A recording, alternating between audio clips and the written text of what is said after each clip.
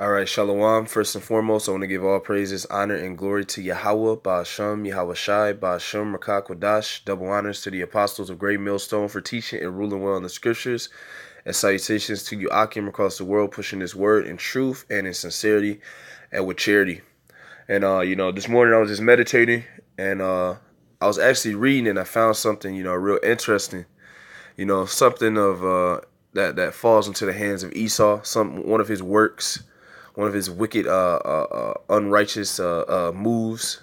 But we know the so-called white man is subject to that because he was created to be, all right, the wicked, all right. But another thing was that I was meditating is that these heathens are very delusional, all right, very delusional when it comes to thinking that the covenant made by the Most High with Israel, all right, pertains to other nations outside of Israel, man, which is not the case, man. Okay, so in the kingdom of heaven, when that covenant comes, when that blessing comes, all right, when that promise that the Most High made comes, that's going to involve you heathen nations being in total and complete subjection, all right, under the Israelites, man. You're not going to have any say so or rule, man. Okay, we're going to dominate the planet with our rule, all right, and if any other rulership, all right, tries to stand against that, they will be destroyed, man. That just shows you the severity of the Most High and His kingdom that He's bringing to the earth. All right, that's going to be led by the nation of Israel, man. You so-called Negroes, Latinos, and Native Americans, man. All right, this just shows you, man. But the heathen are delusional in thinking that they're gonna have a equal opportunity with us in the kingdom. Okay, this covenant that the Lord made, all right, the blessing, the kingdom of heaven is for Israel. And it's interesting because I found some scriptures while reading that I'm going to get to a little bit later, all right, Lord willing. And it's just funny because they try to hide this and debunk this and take little pieces out of the scriptures, man, But we know that through the Spirit that the covenant of the covenant and what's coming, all right, pertaining to Israel is only for Israel, man. Okay? This is Jeremiah chapter 31, verse 31. It says, "Behold, the days come, saith the Lord, Yahweh, that I will make a new covenant with the house of Israel and with the house of Judah." All right? Specific. Nobody else outside of those two kingdoms, because those are that would be the northern kingdom and the southern kingdom. You see? It says, verse 32, "Not according to the covenant that I made with their fathers in the day that I took them by the hand to bring them out of the land of Egypt, which my covenant they break, although I was an husband unto them, saith the Lord." So that's why and it goes back to the Lord calling us and using the symbolism as far as a woman pertaining to the nation of Israel. Okay, because He was a husband unto us and we were supposed to be His woman, our nation. All right.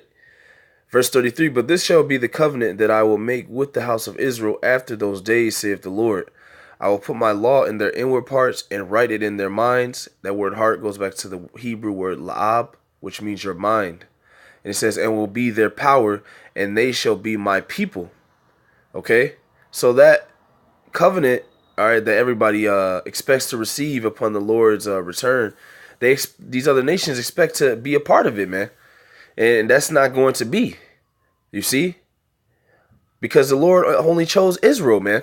And the covenant was made with Israel. The Lord passed down the covenant, all right, and the blessings, all right. The second time, it was always with Israel. The first time, and then the new covenant with Israel, man. Concerning and pertaining Yahweh Shai, man. All right, all this has to do with Israel, man, the nation of Israel, you so-called Negroes, Latinos, and Native Americans, which is what this Bible is about. It's your history book, man. Okay, I'm gonna get this. This is in the New Testament, man. This is Hebrews chapter 8. All right, and this proves that we are the people of the Lord. We are His chosen. All right, because the Lord, the Most High, only gives the world and earth and every blessing to His chosen, to something He loves. All right, and it tells you in Deuteronomy the 7th chapter and the 6th verse that we are that nation that He was to put atop everybody. Okay, if we kept the commandments, which we didn't. That's why I said in Jeremiah 31 that the covenant from before we broke. Okay. Nevertheless, this is Hebrews chapter 8 verse 8. It says, For finding fault with them, he saith, Behold, the days come, saith the Lord, when I will make a new covenant with the house of Israel and with the house of Judah. This is only pertaining to our people, man. You so-called Negroes, Latinos, and Native Americans, you are the house of Israel and the Southern Kingdom. All right, you so-called Negroes, all right, West Indians and Haitians, you are the house of Judah. The house of Israel is all you Latinos and Native Americans, man. From North America all the way down to South America, man, and scattered all over the world. All right. Likewise for the house of Judah, man. All right. It says, verse 9, and it tells you for finding fault with them, we broke the first covenant, which tells you that we were the people with the first covenant. We were the same people. All right. So this is telling you that he's making a new covenant with us. So which shows you that he had already previously had another covenant with us, which means that we were always the chosen people, man, the chosen line. All right, even before the new covenant. All right, this Bible has to do with Israel.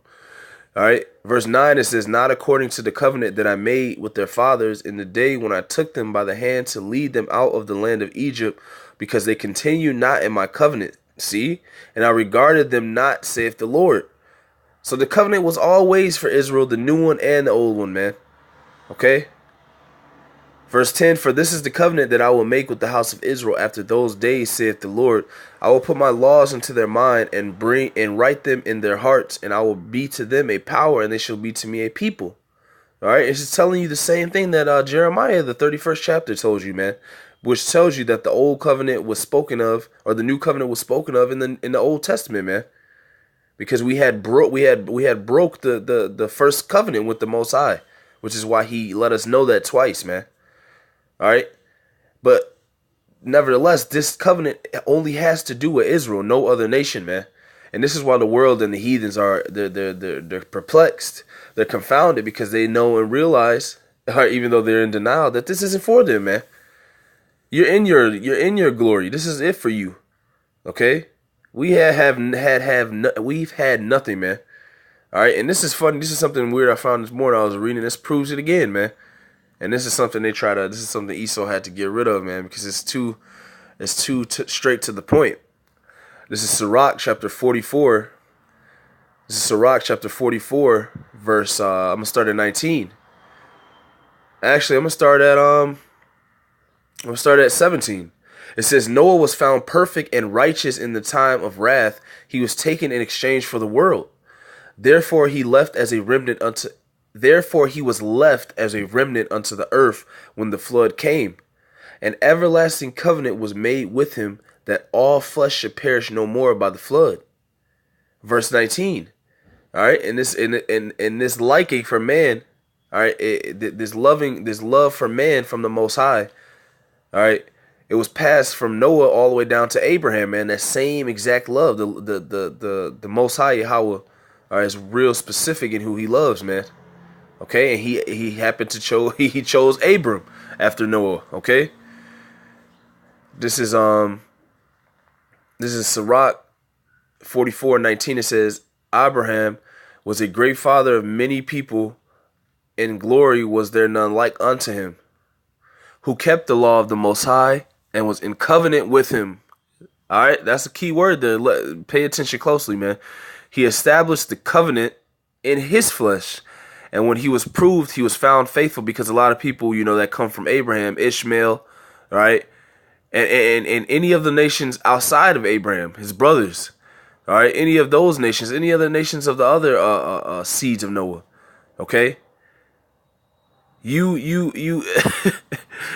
they like to say that everybody was chosen by the Most High, all right? When it specifically states here that Abraham was chosen, man. Abraham was given the covenant with the Most High. It doesn't say any other man's name but Abraham. All right. So let's keep reading. It says, who kept the law of the Most High and was in covenant with him, which means the other people were not keeping the law of the Most High, man. Or that the Lord just didn't love them as much as they loved Abraham, man. You see? It says he established the covenant in His flesh, and when he was proved, he was found faithful. All right, because that goes back to Isaac. All right, just about to sacrifice, or Slakia. That goes back to Abraham, just about to sacrifice Isaac. All right, and the Lord tested his faith, man. Okay? It says, and when he was proved, he was found faithful. Therefore, he assured him by an oath that he would bless the nations in his seed, all right, and that he would multiply him as the dust of the earth. This is going only to Abraham, all right. This is an oath from the Most High. It says, and that he would multiply him as the dust of the earth, and exalt his seed as the stars, and cause them to inherit from sea to sea, and from the river unto the utmost part of the land. All right. Now this is where it cuts you off, Ishmael, because Ishmael is a son of Abraham, man, and also the sons of Keturah. All right, but this covenant, this blessing, who the Most High is going to love, and in what nation He's going to show mercy, is going to be the nation of Israel. All right. Verse 22, with Isaac did He establish likewise for Abraham's his father's sake the blessing of all men. With Isaac, okay, so that doesn't include Ishmael, man. With Isaac, okay, and made it rest upon the head of Jacob. You see? You see? It says, he acknowledged him in his blessing and gave him an heritage and divided his portions among the 12 tribes did he part them. Let's highlight that, man. And this is what I was trying to show you, man. All these secrets are hidden in the Apocrypha, man. But yet, the so-called white man doesn't want to notice this book and count it as a part of the Holy Bible, man. All done through the Bible Destruction Group all the way up until today, man. But clearly, this shows you in the Apocrypha, it's a very strong book, man, that this is a part of the Bible, man. This is a part of our history as well, man. They took it out, man, because it's too many cuts, man. And that was just a clean cut. All right, showing you that this only pertains to us, man. Okay?